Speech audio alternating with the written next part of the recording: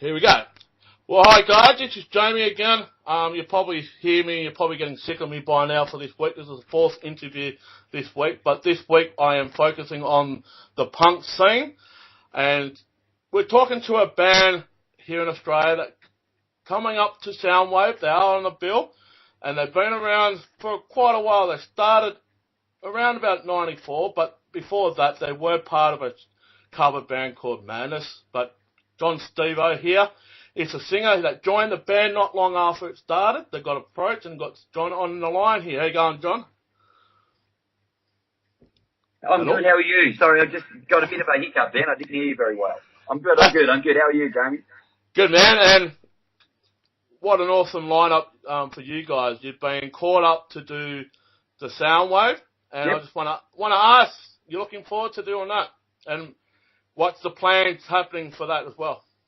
Also, it's been interesting. Well, I've actually been overseas for the last month and a bit, so I'm just kind of getting back into it again now. But look, I think for us, we got a call up to do Soundwave on the heels of our 20th anniversary tour, which was kind of cool, and we've been sort of playing quite a bit. So Soundwave approached us. Actually, look, to be honest with you, I think there was talk about us doing Vans Warped, but the Warped tour doesn't look like it's coming to Australia now. So we got asked if we would like to do Soundwave, and we obviously would say absolutely yes to that.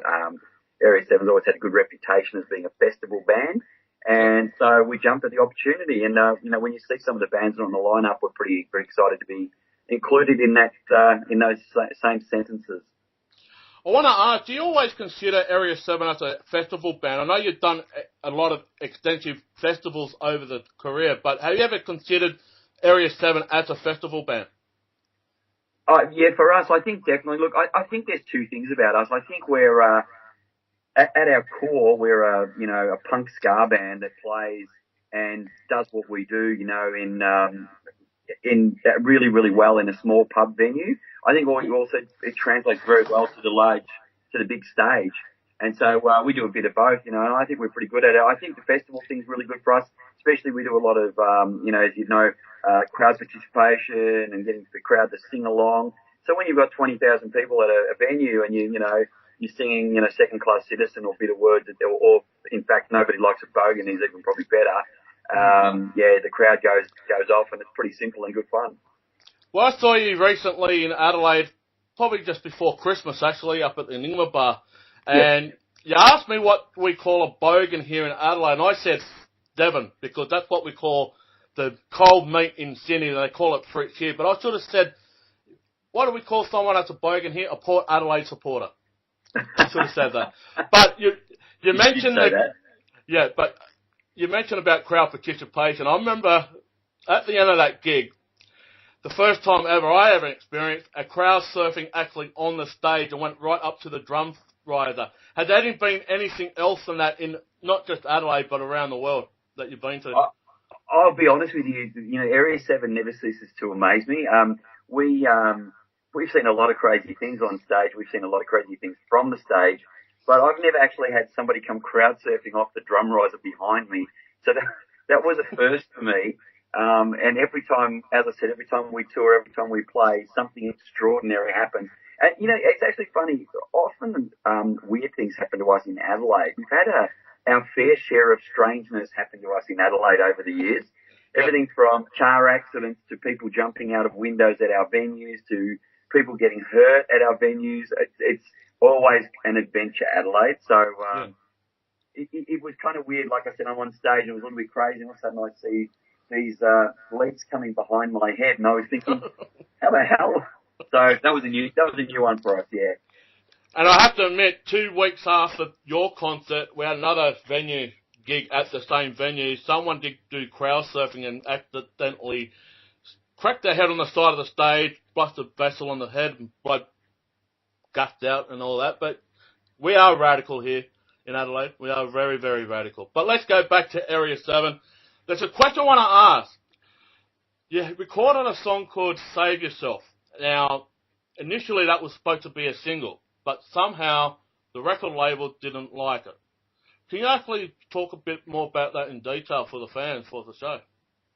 Look, it's a bit disappointing, and had we had our time over, we would have done things a little bit differently. But At the time, we'd come off the Vans Warped Tour. We had a song in the top 20, I think, at the time, which was Nobody Likes a Bogan. Nobody Likes a Bogan was actually a bit of a throwaway. We actually recorded that the last day of that album.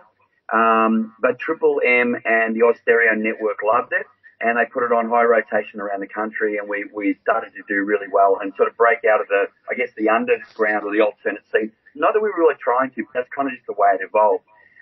We had a new single ready to drop, which was Save Yourself, which was supposed to be the single.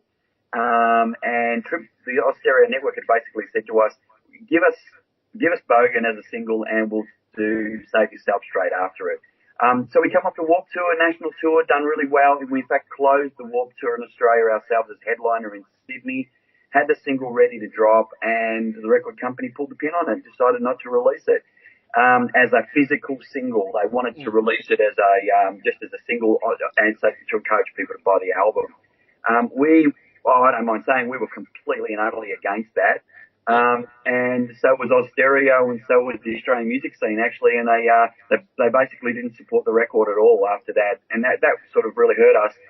We then found out only a couple of weeks later we got back to Melbourne, and effectively our record label, which was Zomba Jive, which was the people that brought you Britney Spears, NSYNC, Backstreet Boys, but they also had a few good bands in there too, like Stone Temple Pilots and Tool, and I think at one stage a Real Big Fish were kind of on there as well. They pulled the pin on their Australian operation and they basically closed their doors in one day. So that was really quite disappointing for us. We kind of got left in a bit of a limbo. We were tied to a record label that didn't have any presence in Australia, but we were still tied to them for another couple of years. So we couldn't really release anything. What we should have done, we did have a clause in our record that we insisted on this being our contract that said that if the record company chooses not to release something after a period of time, we could release it ourselves, and we should have exercised that right. We didn't, and as a consequence, the momentum behind Area 7 fell away. And unfortunately, we sort of faded into the back blocks, and in a perfect storm, it was the same time that reality TV and reality, talent shows like, Australian Idol and all that started to really come through, and a lot of record companies diverted their attention away from live music back into those sorts of shows. So we kind of got, left on the shelf a little bit, and to be honest with you, it was disappointing, but at the same time, we kind of go, oh, well, so fucking what, Yeah. I mean, that's kind of how we see it. The reason why I say that, because I've been having a dream since I was 10. I was in my bedroom with a double cassette tape, and I'd just record songs off the Triple M or whatever station I had onto a cassette tape and just record my voice, because I was sick and tired of radio stations not playing some of the material because, one, they reckon it's too aggressive or too political or so forth. Then you mentioned the reality karaoke shows like the talent shows and that. I just felt fed up with the music scene in general as not the bands or anything. I'm just fed up with the people working behind the decks at the radio station, because they actually told by the executive directors or record labels to play this song, whatever. But I decided to say, no, screw that. There should be no rules in music. If it's released, it's released. Get the fans to listen to it. And that's what my passions have always been, of just play music, be a fan, and just go out and support it. But I was asked last night by a fan of my show that the reason that he's not a fan of some of these bands is the rotation door policies of bands leaving and coming and going and whatnot. What is your opinion on that? I mean, you guys had some rotation of the members leaving and that, and some of the fans have decided to go with that member or whatever. So I just want to ask your opinion on that. The rotation door policy. I know there's politics and whatnot behind, but I'm not involved in that. Yeah, look, I think with respect to parking the record labels and the music industry as a right, so I'll just finish by saying, one thing that we always have a clash with is music's an art form and the music industry is a business, okay? And unfortunately, business world and art forms don't necessarily always meet. And at the end of the day, and Ray Harvey, who is the manager of The Living End and a prominent Australian music person, I once heard her say, they call it the music business, they don't call it music friends. And that's a very, very true statement. And so, unfortunately, that's the way it goes. Decisions get made around business, and it's not really made around the art and the music. So, you don't really have much say about it. And for me, my view is on that is, so what? I never really wanted to be. I never wanted music to be my career. I wanted music to be something that I love doing, and I still do. So that's why I can be where I'm at the age of 50 and still playing music that I love, because that's what I like. Yeah. And same thing with the Area 7 boys. So it didn't really change us too much. It was just disappointing that a lot of people still come to us now and say, well, what happened to you guys? You were riding the wave and you just disappeared. And that's pretty much what happened. It's exactly what happened. With respect to the band and with respect to members changing and rotation in the band, Area 7 stayed together pretty strongly right throughout the most part. We had a situation where we had two members of our band leave because they both moved in with their careers overseas. So Roz and Dougal moved over to England, and they both, until recent time, they've both been living there. And in fact, Dougal is still living there now. So we're still really good friends with those guys. And in fact, when we just had our show back in Melbourne, Roz was back in Australia. He actually jumped on stage and played with us for a few songs as well. So we've rotated members in. We've also had extra members come on board as well over the time. So like when we brought Paulie in, I think Paulie's been playing with us probably 10 years now, anyway on trombone. And then when Dougal left, our keyboard player, we had DJ who used to be in a band that I played in many, many years ago. And DJ used to do all of our art and our promo and our artwork for our T-shirts and merch, and he would do our stage things, et cetera, So, and he was a keyboard player, so it only seemed like a natural fit that he moved, I guess, off the bench and onto the stage. Yeah. So from that perspective, yeah, look, it's an interesting thing. I see some bands where they've rotated members in and out, and it's worked really well. And where I've seen it and I've just gone, yeah, that's really crap. They're not even the original members anymore. There's like, one guy in the band. I don't know. It depends on, I guess it depends on what you get out of the music. Like I've seen, it's even amazing to see, if you think about AC/DC. I saw Bon Scott singing in AC/DC and he was amazing. And I thought at the time, there's no way in the world I'll ever be able to replace him. But you look at Brian Jones, you just go, you know what? He's so amazing in that band as well. So I can kind of see where it works. But I've seen a lot of situations where it didn't work, and I think In Excess is a great example of where it didn't work very well at all. Yeah, I saw it In Excess when they did Clipsal a couple of years ago. They brought in this new Irish singer when Joey Fortune left, and they knew right then and then it just wasn't going to work. But it happens. I mean, look what happened to Van Halen. David Lee Roth left, and Sammy Hagar came in, and then few years later, or 10 years later down the track, another guy came in and gone with a blink of an eye, and then in comes David Lee Roth. But it happens.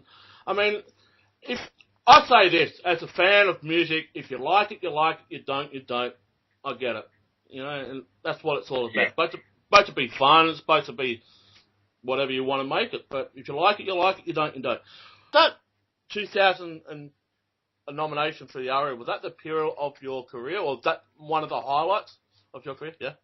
Yeah. Okay. So I was just saying, you know what? No, and I think I'd speak on behalf of all the guys from Area 7, and I'd say that we would all pretty much agree with that.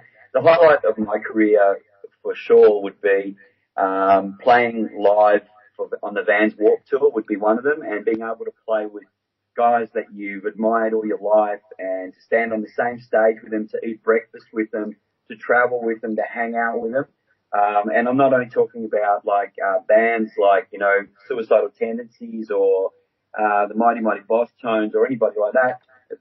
I'm also talking about the athletes, to hang out with, skateboarders like Steve Caballero and guys like that. To me, that was the highlight for me, and it always will be. Yep.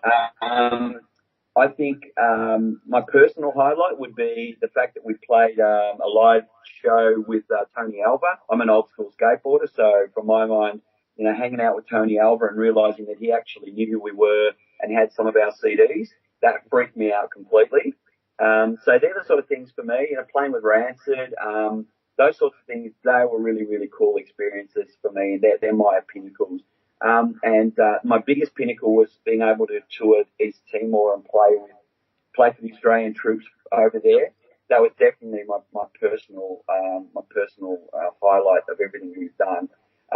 With respect to the ARIA Awards, again, no disrespect to ARIA, but, I never ever heard a guy, 15-year-old kid say, I'm going to learn to play guitar so I win an ARIA award, or let's join a garage band so I can get an ARIA nomination. And I think, no disrespect, a lot of my friends have won a lot of ARIAs, and good on them, and they're great things when they come along.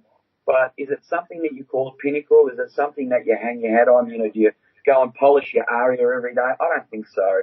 I don't think it's that. It's just, you know what it's good for? It's good for your grandma and for your, you know, your mum and dad. You can say, hey, look, mum and dad, look what I got. You know, like, a bit like a gold record, you know. I mean, same thing. It's nice to have the gold record to hang at your mum and dad's house and say, see, I did all right. But it's not something I think that I hang my hat on and go, wow, if I never got a gold record or if I never got an ARIA award, do I feel incomplete? Nah, I don't think so. Yeah. I want to ask this little rivalry. I call it a little rivalry, but it's a little bit of banter between you and that friend from Rom's member. I remember here in Adelaide, we had to do a bit of a breakdown in Nobody Likes a Bogan. Just give us some of the fans about this little banter between you and this friend from Rom.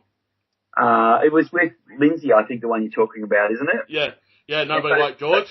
So let me start off by saying first up, we're good friends. The Area 7 and Friendsville Boys have toured with each other many, many times, and we love those guys. We love them a lot. There was a bit of a banter. I had made a comment about the Kim Kardashian thing because, to be honest with you, I have very little time for reality TV, and I have very little time for people whose life exists in someone else's world. I don't get that. So I made a comment that I learned today that a guy who landed a device or a space module on a moving satellite was sexist because he had girls on his shirt. But Kim Kardashian can show her ass around the world, and that's not. And there was a bit of a banter between Lindsay and I. He said, Steve, you're missing the point. The point is that Kim chose to have her ass there. The shirt is objectifying women, or something along those lines. And look, it's a healthy conversation. I don't disagree with what he's saying. What I was more concerned with is the way the media weighed on it. And that for me is always the thing. It's the way the media pushes these situations. So that was the commentary. There was a lot of comments back and forth. And then I made a comment. I said, a little bit tired of her and her hack rapper boyfriend, referring to Kanye West. Now, I'll be quite blunt and say I'm not a Kanye West fan. But I think Lindsay's comment came across as though he made a comment going, I didn't expect that to come from the lead singer of Area 7.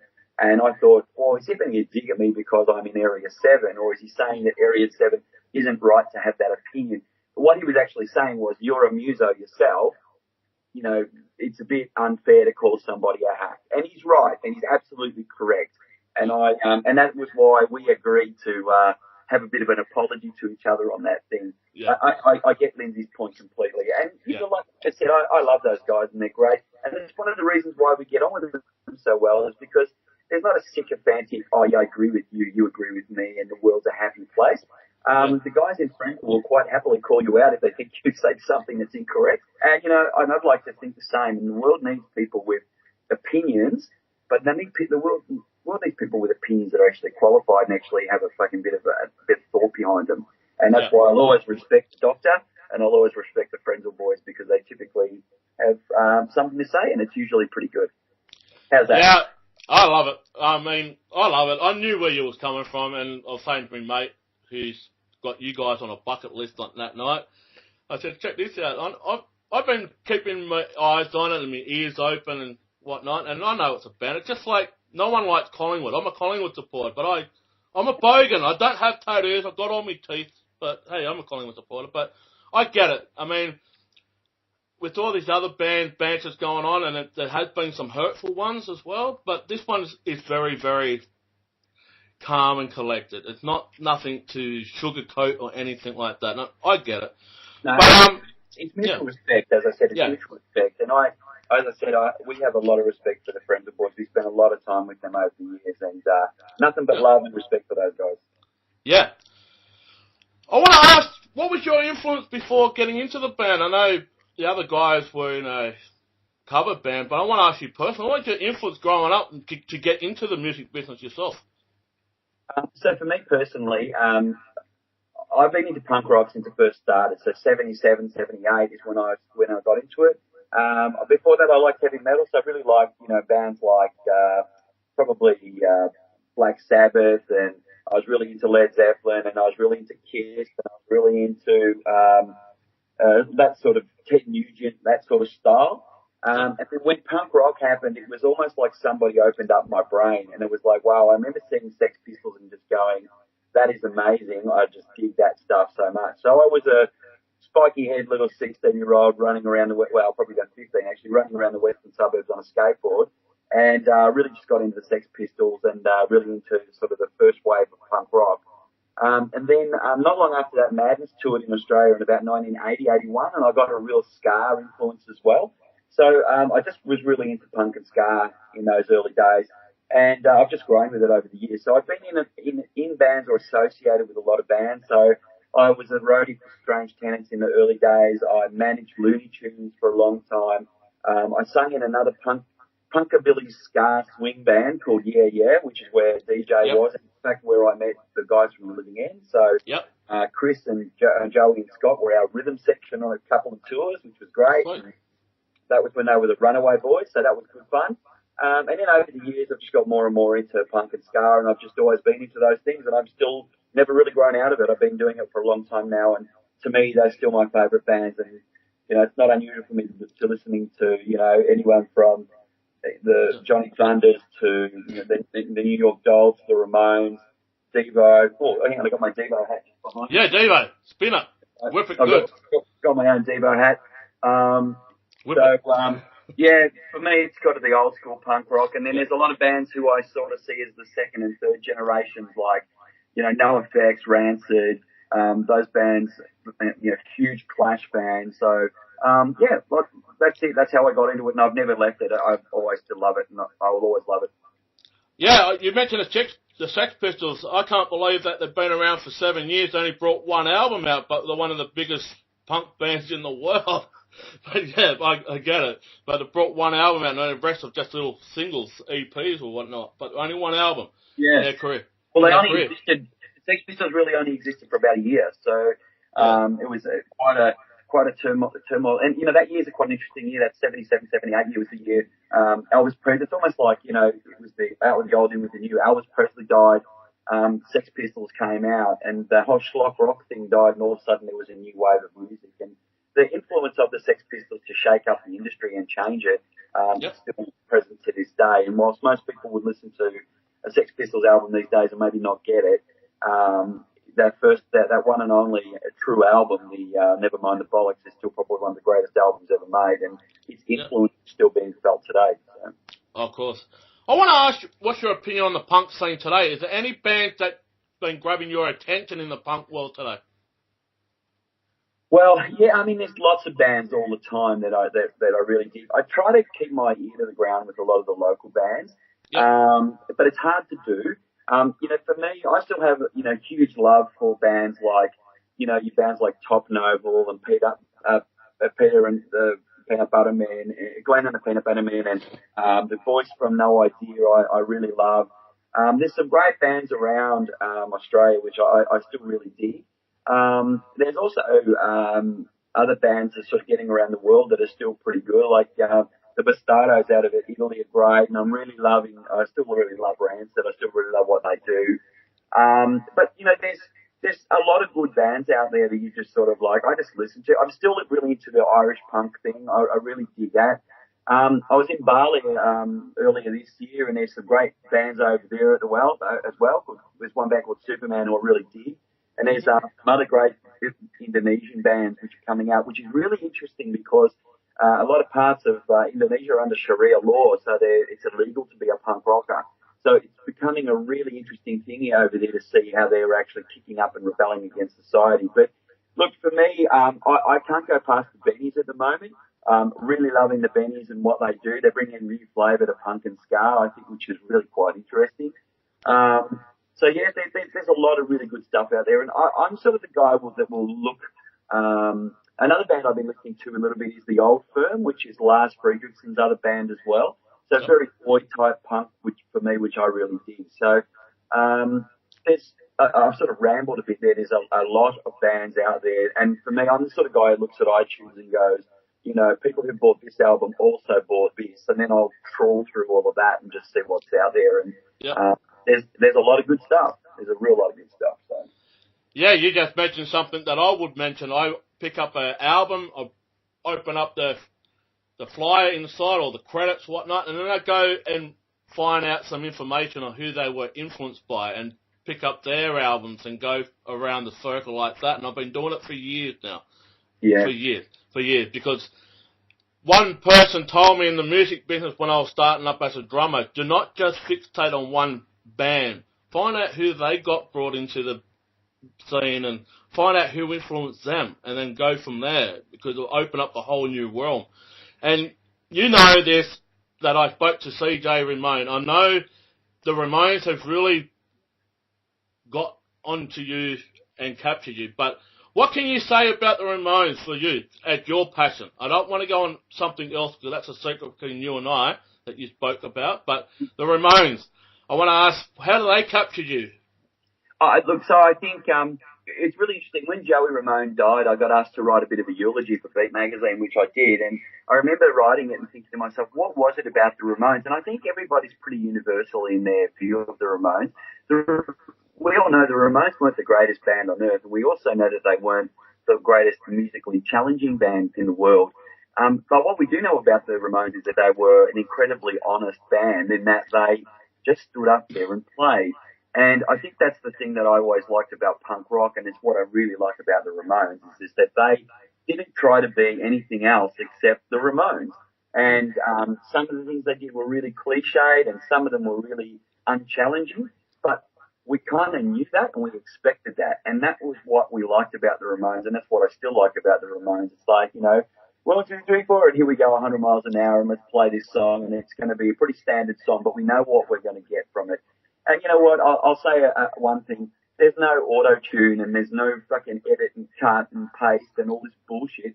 It's just rock and roll. And it balls out, start to finish, and that's why you love the Ramones, because there's an honesty about the band, there's an honesty about the way they are, there's an honesty about the music that you just can't get away from. And I'm not looking for, in my music, my taste, I'm not looking for, you know, the production fucking quotes from life. I'm not looking for the best effects. I'm looking for, you know, 3 minutes of honesty in a song, and that's what we get with the Ramones. Well, actually, with the Ramones, you get a minute and a half, but that's fine. I've got a couple questions, but one question I want to ask is, come up to the 20th anniversary, the Soundwave will be the last time we'll probably hear from you guys again. Will you guys decide to release a box set or unreleased material that you guys put on the shelf? Are there any material left on the shelf, for that matter? There's some stuff left on the shelf, but no, I don't think we'd do that, because that's kind of not our style. If we do anything, I think, and look, who knows what might happen after Soundwave. You know, there still could be maybe some shows here and there, but they certainly won't be a big tour. We'd never do that again. I think for us, what we'll probably look at is, there's a good chance that we may record some stuff that we've got, you know, tucked away, and we'll probably just digitally release it and just give it away. I don't think, we're not the sort of band that would go, oh, let's release a box set. Or, you know, we've had people talking to us about doing a best of album, and it's kind of like, well, you know what, we've only had like 3 mainstream releases and, you know, 3 independents. We're kind of like, you know what, it would be a bit of a wank, I reckon, if we said a best of. But I'd love to one day get all our film clips together and maybe release a DVD, and that's something we are looking at doing. But again, for us, I'd really like to do a digital release. And in fact, the only thing that stopped us from doing a digital release for Soundwave has been that I've been overseas for a month and a half, and that made it really hard. And then Tomo's actually in Philadelphia right now, so it was really difficult for us to actually get all together. But who knows, after we finish Soundwave, maybe we'll throw something together real quick. Yeah, because, excuse me, I mean, the music business as today, I mean, I will say this in all honesty, if you're in there just to make money, you're in there for the wrong reasons. You're there for the passion and the love of it, you're in there for the right reason. I just feel like now, in some bands, not all, that is bluntly pointless to do something that to get anything in return. Whether it get the audience to buy it. I mean, you don't make money off the album now, it's just download or whatnot.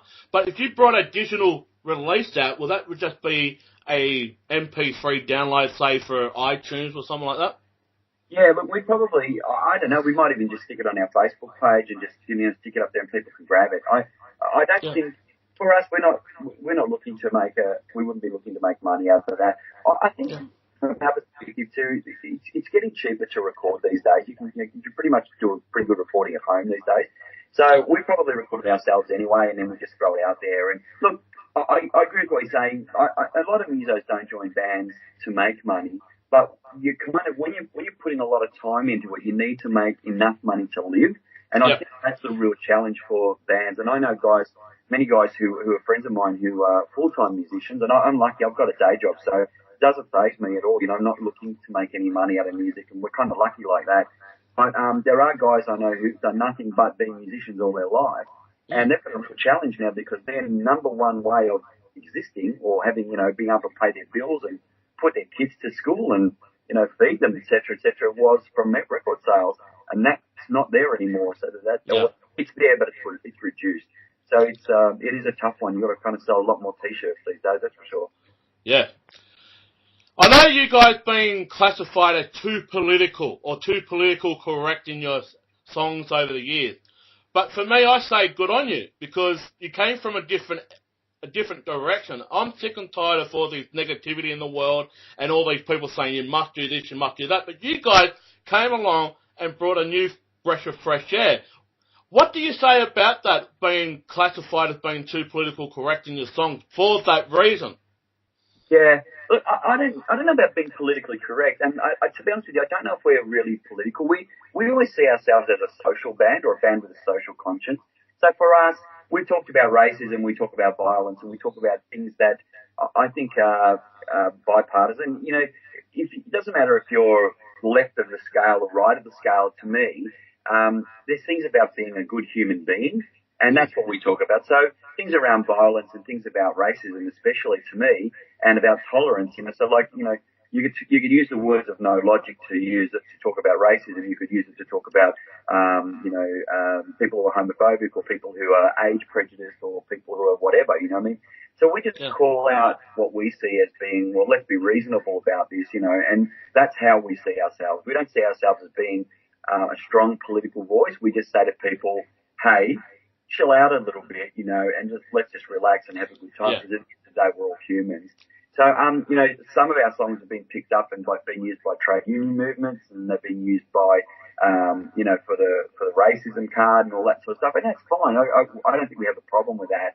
But I wouldn't say, from our perspective, we see ourselves as political. We're not Rage Against the Machine, we're not that band, but we are certainly, I think, just a social conscience that says, hey, individuality, be proud of what you are, and that's kind of what we say, we promote the positive, not the negative. So yeah, the reason why I approached that because it's bands like Green Day and Living End and all of that, they say that they're too aggressive with their political statement. But I'll go on to Area 7. You guys was a breath of fresh air. We had Second Class Citizen and Save Yourself and Nobody Likes a Bogan and etc. It's just a breath of fresh air.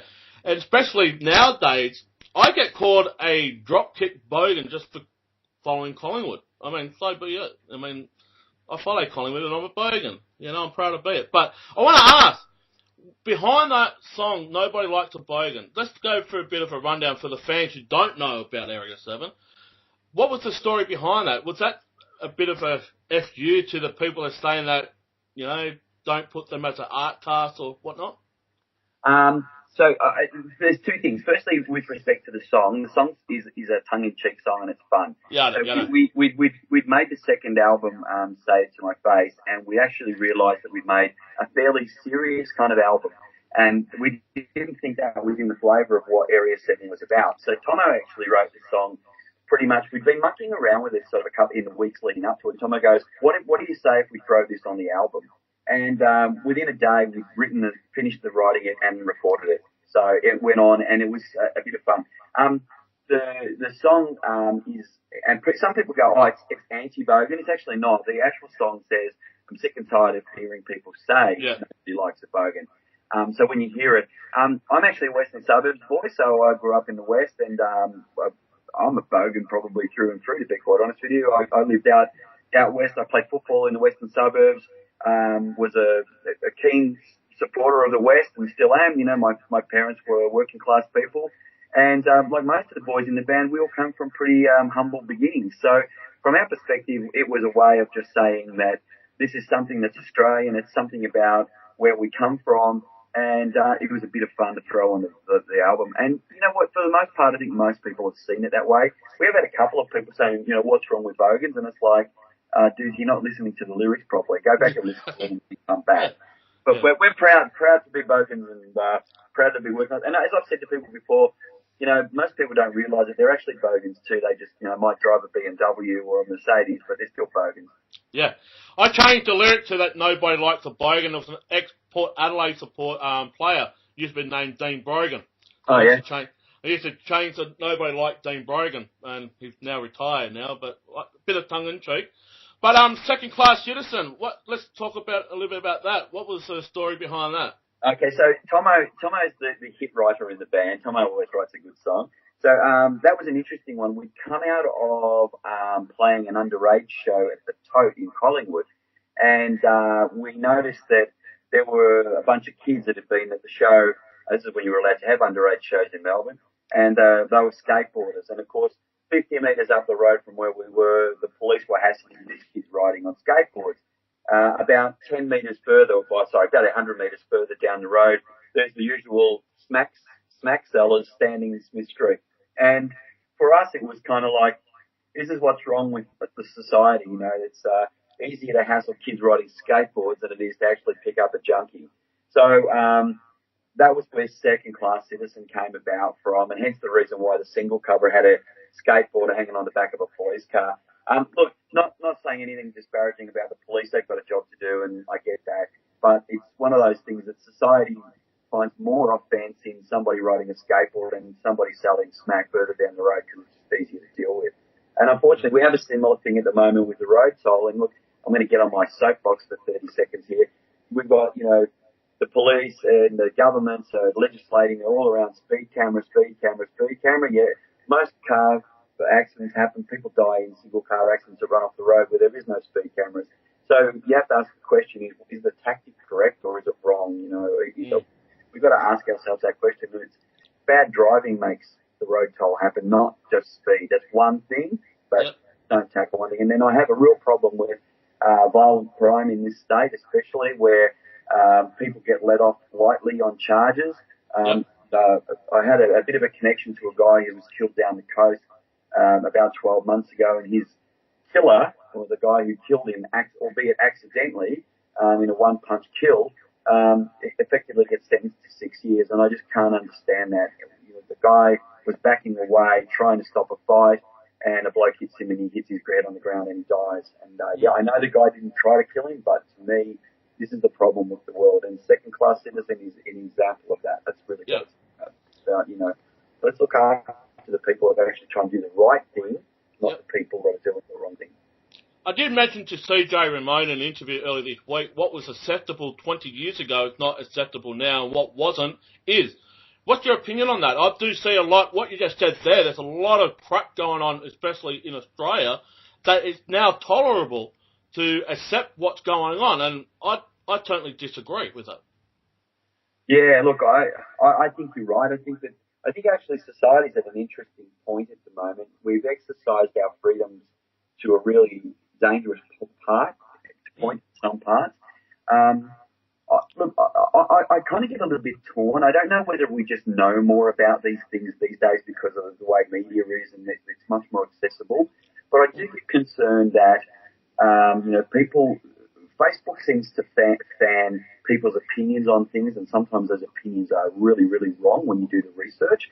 It's easy to write something on Facebook and, you know, I actually put a little statement up. I stole a line from Billy Bragg. You know, your revolution is just a Facebook post away.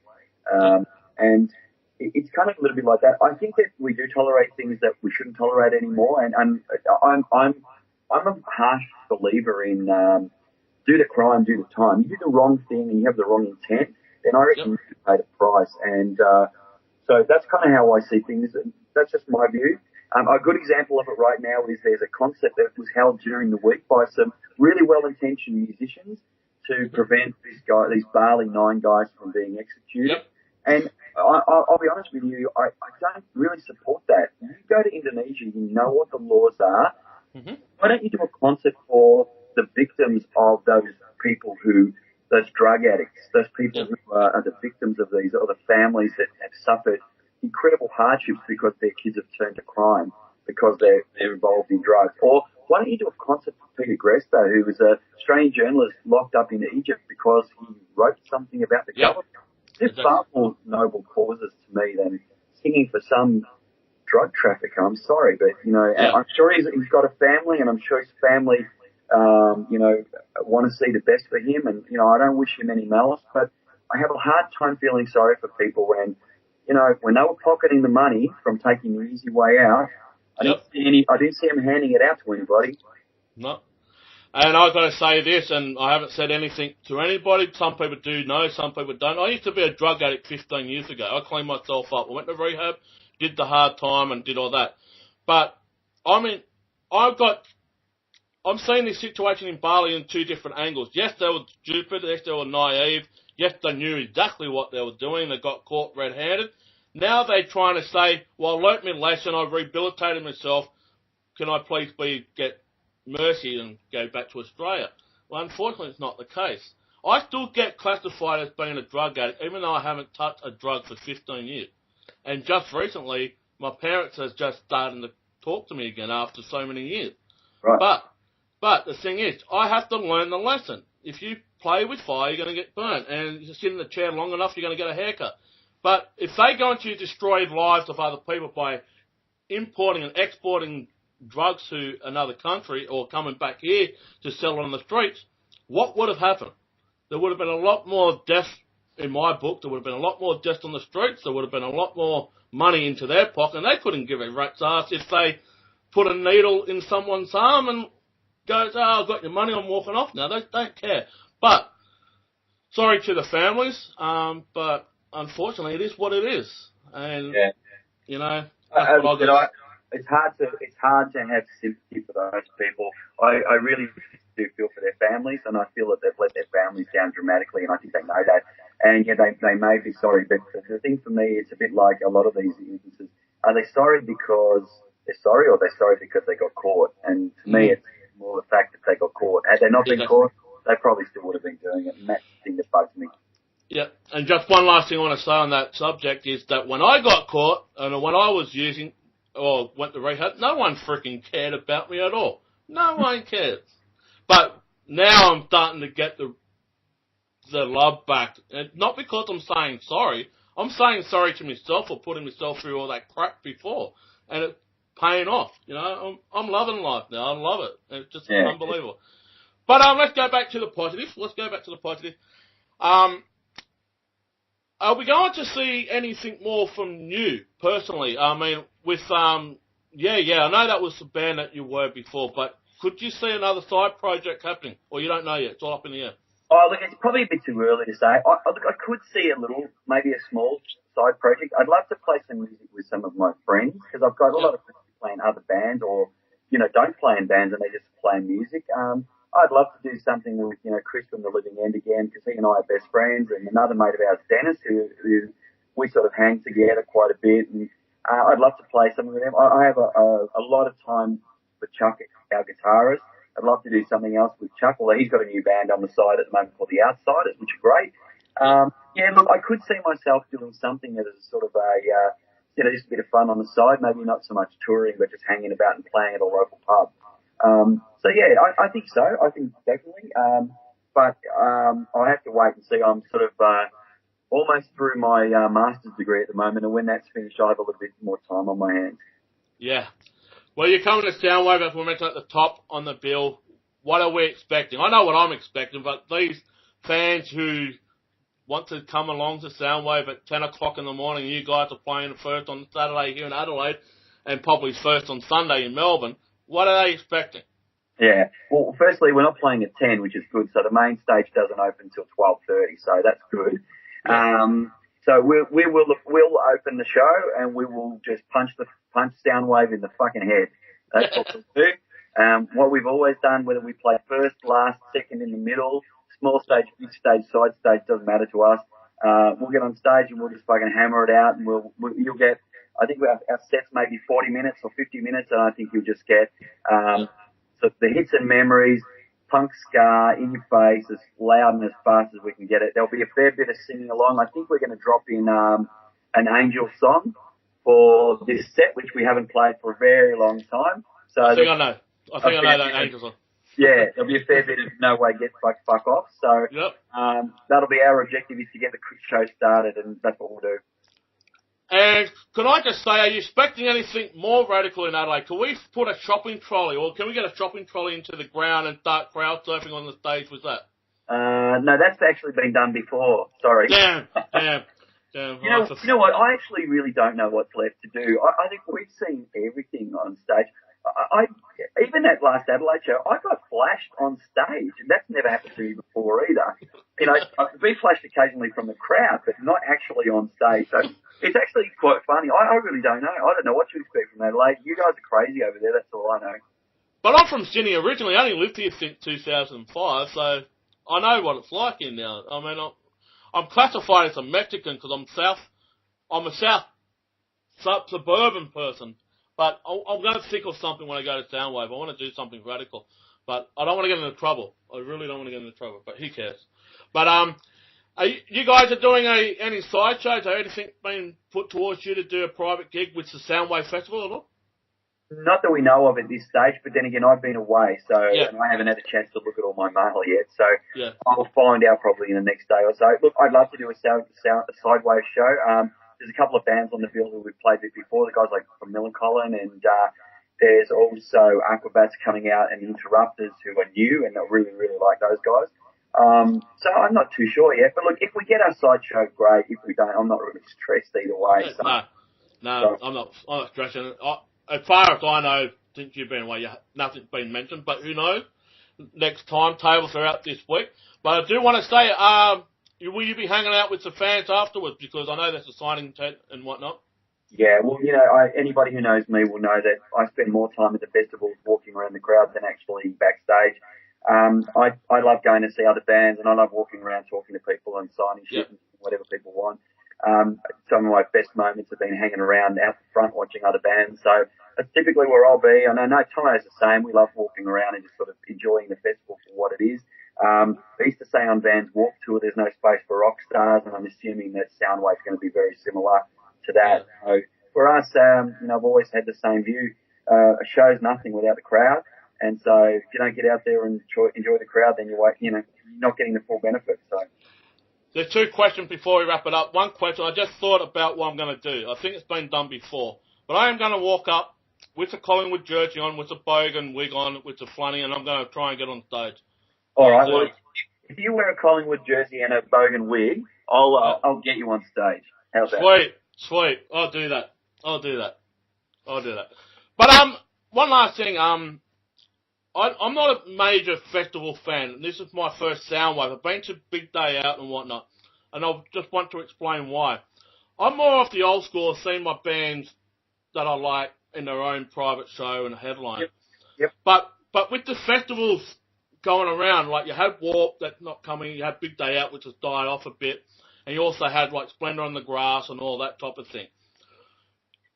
What's the difference for the fans that not buying these tickets here in Adelaide? Because Adelaide is very, very low on the tickets at the moment with Soundwave, and we might get a rush of tickets coming up, leading up to the day. But right. I want to ask, what do you think is this comparison different to the old way of going to see a band and going to see the bands on festivals? Because there is a bit of a divide that people will only go to the sideshow, for instance, or just go straight to Soundwave because the time limit of the bands performing on the festivals. Yeah, okay, so I think for me, it's a really good question. Let me think about that for a second. I would much rather see a band in its element, as you said, you know, at a pub with maybe three bands. But Van's Warped Tour really changed that for me because you had you know, you had 20 or 30 bands who were really more in tune with a scene, you know, if you like, including the athletes, and never forget that, the motocross riders and the skaters, et cetera, et cetera. So to me, the Vans Warped Tour was always the ultimate thing for me. It was just cool all round.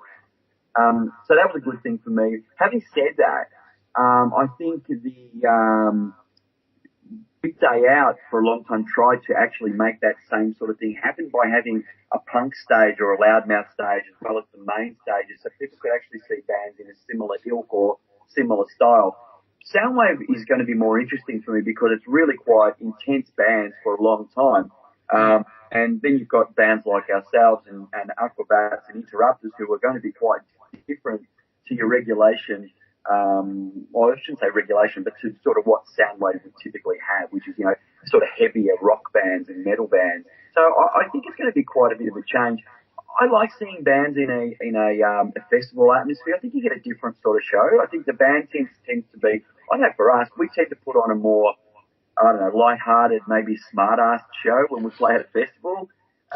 It's always good to have a big crowd to have there. So it'll be interesting to see. I'm not really answering your question here. I think that each one has a benefit is what I'm trying to say.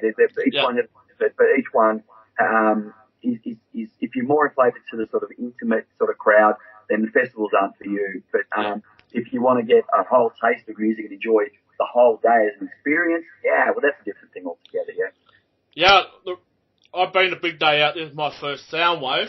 But I would like to have, like, Ozfest, like when he had that massive Ozfest overseas to come to Australia, or even the Montes Ball. I mean, that would have blew my mind. But I'll be there for both days, and also I'll be there seeing you with the Collingwood jersey on, with the bogan wig, and just wrapping it up like as always. But Stevo, it's been an absolute pleasure, and it's great talking to you. And we got to put a lot of this into this show. We're going to play some classics and some rarities, Area 7 on the show too. So we're going to get the fans to really pump up their volume and hopefully they can start tuning into you guys before Soundwave. Cool. Well, thanks, Jamie. Thanks for your time, mate. And as always, it's a pleasure, mate. And we'll see you when we're in Adelaide. We will, mate. And you take care. See you, brother. See you, mate. Bye, mate. See you, mate.